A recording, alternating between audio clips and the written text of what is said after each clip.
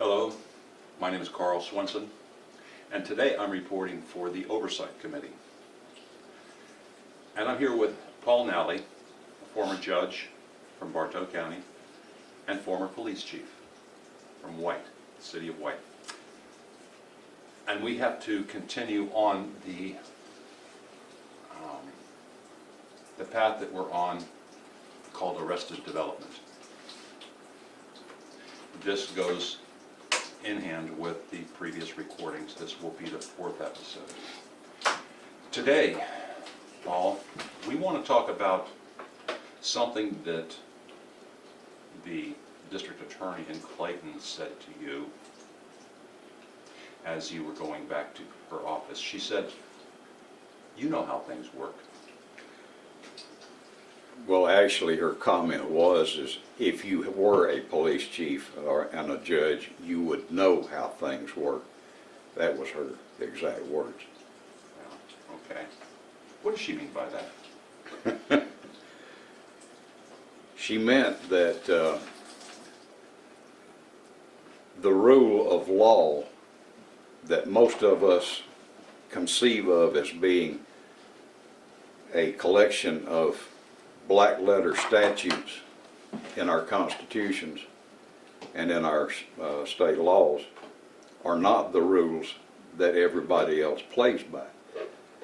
There are rules of practice and procedure that are understood and made to be understood, which indicate that there are certain people in control, and irrespective of what the law commands them to do, they're going to do as they deem necessary under any given set of circumstances.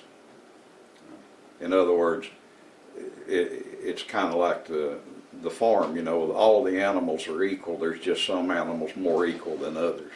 Oh my goodness. Now he's making references to Animal Farm. Well, that's not a reach. Not a reach by any stretch of the imagination, because this is a farm that we're dealing with, and the people that are being harvested, the things that are being harvested, are the people of the county, the citizens. I don't understand how this has been allowed to get to this point. Well, it's been my observation that the biggest problem lies in our educational system. And I go back to my days in high school, and I can remember that the basic law was not taught. The constitutions were mentioned, but they weren't explained, and the context of them certainly wasn't taught. From that point on, it appears that, well, actually I can probably go back to the establishment of the Department of Education, Federal Department of Education, and starting from that point and coming forward, the educational system in this nation has performed a magnificent and almost totally complete job of educating the general population of this state and this nation to the maximum level of their acceptable ignorance. And it's sad, but they have arranged the everyday workforce and the economy in such a way that both men and women have to go to work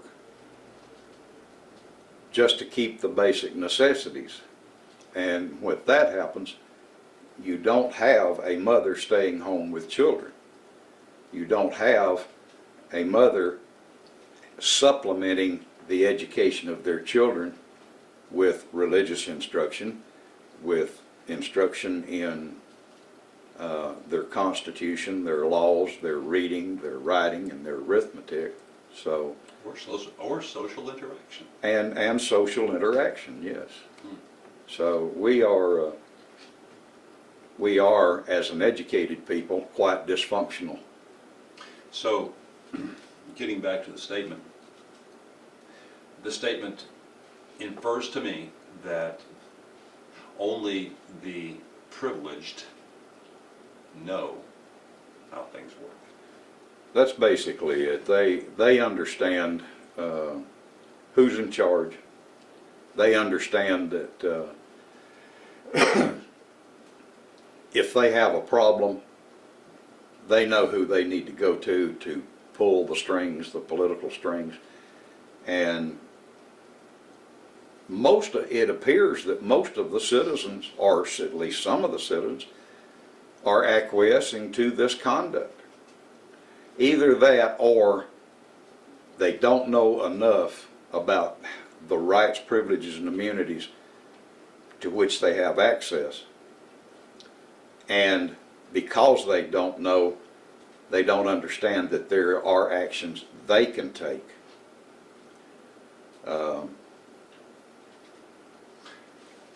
And I don't know what the answer is. Well, I do. It's educating the people. But, people who don't want to know, who want to be sitting in front of a one-eyed monster on Monday night watching the ball games or watching American Idol or something like that, they don't want to learn. Apparently, as long as they are left alone and have a job, they don't mind paying exorbitant taxes to help lawyers get rich. Well, we can sit here and go over time and again the sequence of events, historically speaking, how this was allowed to occur. But we don't have that time anymore. They are on a crash course right now, crash course on riding over the precipice, whatever analogy you want to use. But the destruction of America is now on steroids. The extremes to which they're willing, and when I say they, I mean the federal, state, and local governments, the extent to which they're willing to go knows no bounds. And now they're not trying to hide it, as evidenced by what happened with Hillary Clinton. It was confirmed that she did, in fact, create these crimes. It was confirmed that she did lie under oath. All of these things were confirmed, but then came that fateful word uttered by FBI man Comey. And that word was however. However, folks, they marched to a different drummer. If I may interject something about that particular situation. The United States Attorney has what is known as prosecutorial discretion. It is their final decision whether or not a crime is prosecuted. Now, when I say prosecuted, I mean the evidence is laid before a grand jury hears all the evidence, hears the testimony, subpoenas whoever they believe they need to hear from. And then they return either an indictment or a no bill. If they return an indictment, then the case goes to trial. The problem with the American people apparently is they do not understand that even though the Attorney General may exercise prosecutorial discretion not to prosecute a notorious public entity, that decision does not bar any grand jury federal grand jury in any of the federal districts in this nation from opening their own investigation. The grand jury is, and has been held to be time and again by the federal courts, to be an independent body. They don't belong to the United States Attorney. They don't belong to the President. They don't belong to the Congress. And they certainly don't belong to an Assistant U.S. Attorney.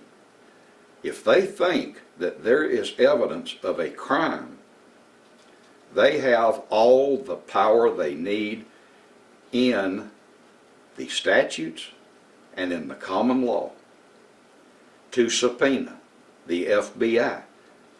They can subpoena Loretta Lynch. They can ask her, tell us why you exercised prosecutorial discretion not to prosecute. Explain it to us.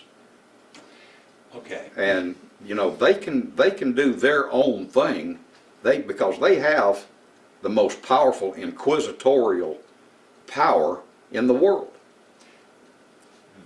Then all of a sudden, you got a DA talking to you, and there might as well be a wink wink. Because you're supposed to know how things work. We've got control of these grand juries. Mm-hmm. You know that we, as DAs, can indict a ham sandwich if we so desire, or we can get somebody out of an indictment if we so desire, depending upon how it is presented.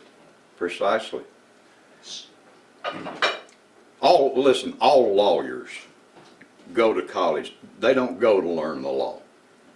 They go there to learn how to craftily contrive deceptive advocacy so they can use or misuse verbiage to pull the wool over unsuspecting folks' eyes. So who are the criminals here? Who well, are the real criminals? The real criminals, believe it or not, in my view, the real criminals are not the corrupt judges, corrupt district attorneys, but it's the corrupt law enforcement officers. And I don't mean the police chief, I'm talking about the rank and file, the boots on the ground type guys and ladies.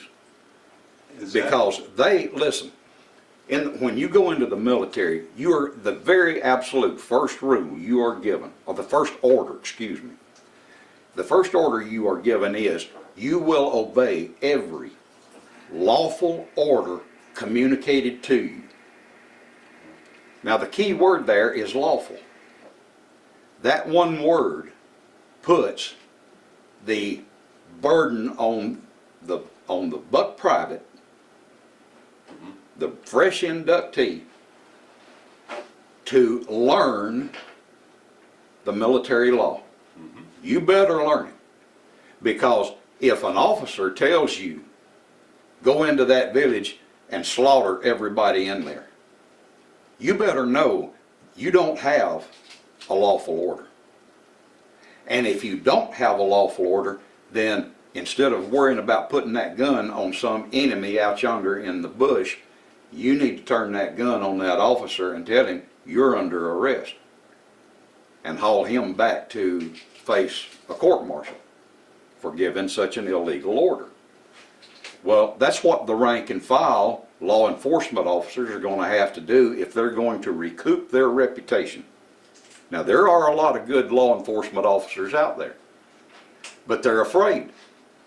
And we don't need our liberties, and this nation cannot afford fearful law enforcement officers.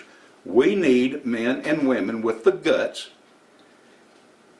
to take a sheriff and put him under arrest, just like happened down in Clayton County. What was it? 3, 4 officers were standing around while the sheriff was there telling people, well, you're not going to arrest anybody. Well, what that dummy did... That was the police chief. I'm sorry, police chief.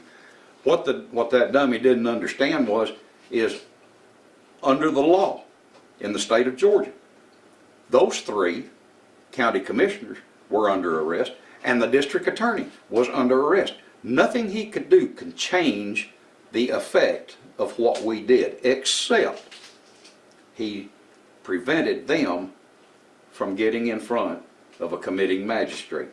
Until this day, and until the day they stand before a committing magistrate, they're still under arrest. They are under a legal arrest. And in the state of Georgia, The only way other way that can be determined is for a jury to make a determination that the arrest was unlawful. And that's not going to happen either. They don't want to go to a jury trial. So, But that sheriff should have been placed under arrest. Right the minute he made that statement, one of those officers should have stepped forward and said, Chief, you're under arrest. You've just committed a felony in our presence. yeah. Unfortunately, none of these police officers are given the adequate training to even know what That's the law right. is. They, like the rest of the general population, are educated to the maximum level of their acceptable ignorance.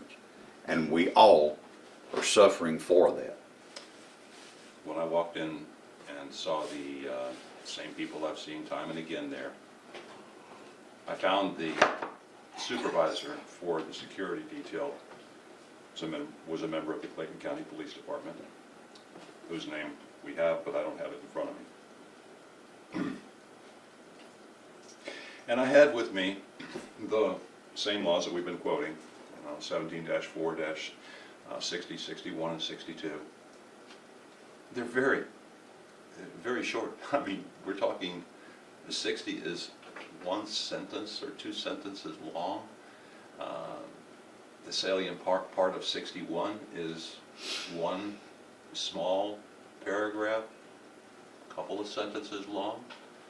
And the same thing with the relevant part of 62. Just a very short, direct, to the point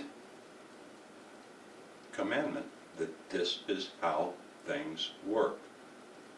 A citizen can arrest, at which point the law officials have to take custody if so ordered.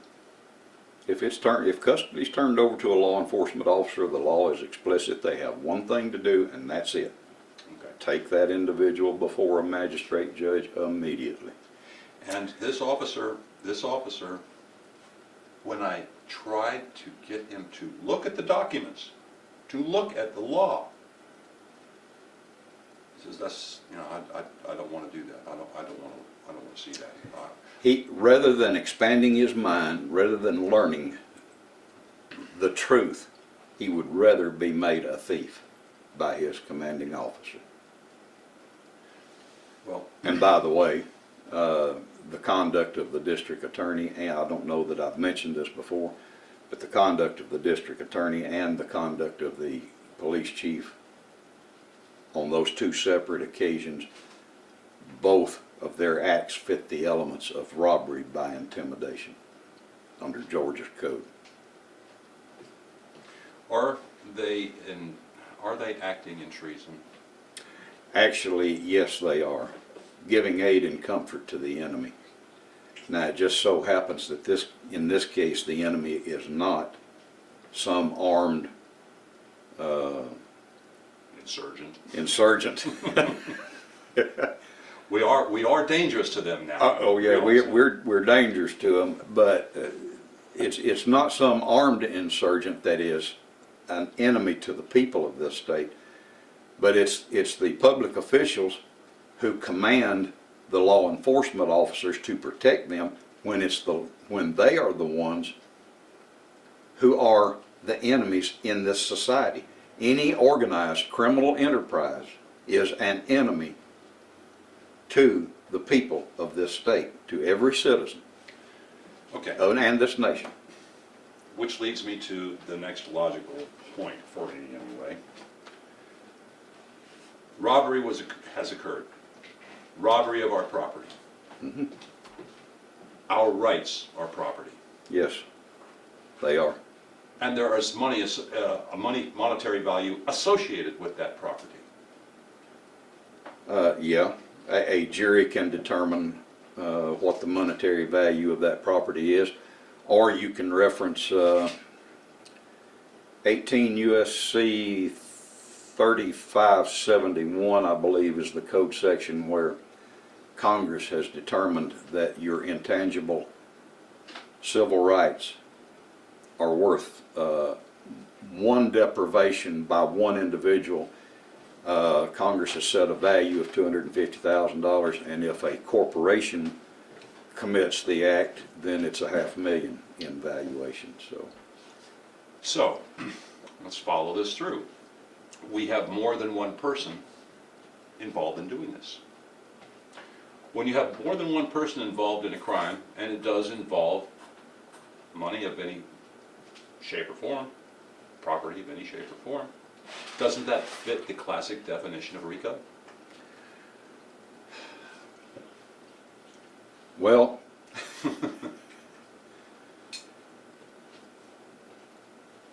you can certainly make the argument that the Clayton County government is arguably a RICO organization right now. And folks, this is not confined to Clayton County, to Henry County, to Bartow County, or Lowndes County, or any other county in the state. This is going on across the board, which means that this, if you wanted to go with the RICO line of thinking, extends all the way up to the state.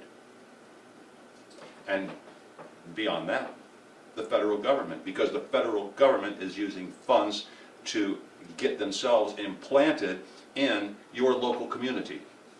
They are buying, they are bribing, they're giving grants and awards and aid to the cities and the counties. Of course, they're doing so with strings attached. And they're doing it with your tax dollars. I'm gonna leave this particular segment right now because we could go on and it's not gonna do a thing. We are talking about resolution. We're not griping about problems. We're trying to explain to you what the nature of this is so that you will understand how you too can do something in your locale. It requires you getting off of the couch, getting at these meetings and holding them accountable, doing the research, because crimes are being committed. Doesn't take much to find them either. There's help out there that will help you do just that. And once you find them, what is your choice? What do you do? We're here to tell you that the only peaceful means of redress left for us appears to be residing strictly with the jury, the grand jury, whether it's at the local, state, or federal level. Yeah, the grand jury is the last bastion before you're going to have to reach over and take hold of the Second Amendment. So if you know anyone who is sitting on a grand jury, encourage them to make their inquiries, assert their superior authority.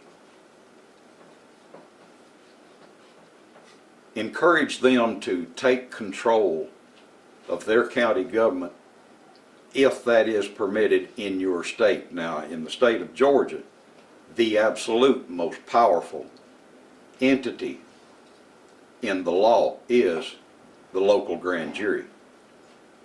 The local grand jury in the state of Georgia can stick its nose in anybody's business in the state. And if the grand jury should find a federal law which violates a local state law, criminal statute, they can go after whoever passed that law and signed it into law. And yes, that means they can indict United States congressmen, United States senators, and the President of the United States that signed the bill. So the import of what we're trying to get to you is that, yes, time is running out, rapidly running out. And here we have our gift to you. This is our gift to you. The knowledge that you didn't have before this. Now, I just want to add one thing, that so far, in locations across the country, people have tried to get some stuff before the grand juries. Some of these grand juries are just machines, absolute machines for the DAs. Some of them are just completely out of control and, for all intents and purposes, not worth even going to. So you're going to have to determine for yourself whether or not your grand jury is properly seated and their oaths properly taken. And try your best to get the information. I guess the best place for that would be the Fully Informed Jury Association, FIJA.org. That's probably going to be the best place for you to get a grip on what the duties, responsibilities, and power of the grand jury really is. So let's cut this off here, and we'll be coming back with another segment. Have a good day. Thank you, Paul. Thank you.